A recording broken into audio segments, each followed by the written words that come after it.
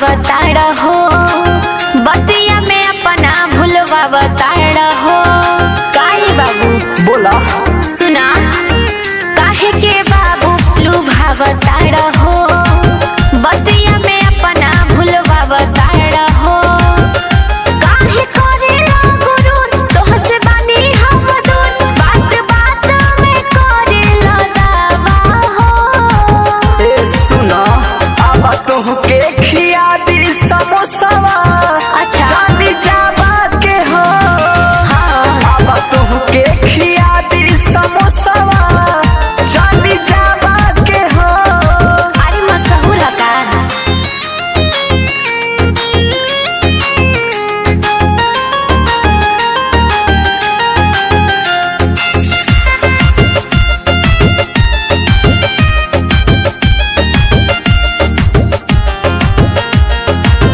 अब न घुमा दे हब वीरपुर झलावा चिल्ला बड़गढ़ सोहागी कानपुरवा।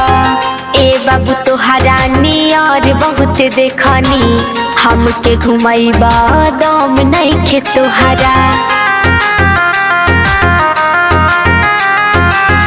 अब न घुमा दे हब वीरपुर झलावा चिल्ला बड़गढ़ सोहागी कानपुरवा।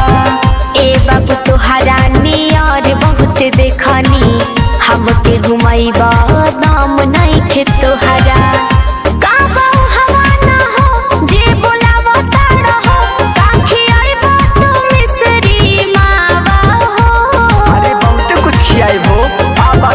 के खिया दी समोसावा चांदी जावा के हो। अब तोह के खिया दी समोसावा चांदी जावा के हो। अब तोह के खिया दी समोसावा चांदी जावा के हो। औरी बच्चा के घट घोघवा तरेला पनवर रामबाग बाटे डभौरा। ए बाबू घुमले बानी हमहू इटौरी नारी बारी बाकी नइखे औरी अकौरी। औरी बच्चा के घट घोघवा तरेला पनवर रामबाग बाटे डभौरा। ए बाबू घुमले बानी हमहू इटौरी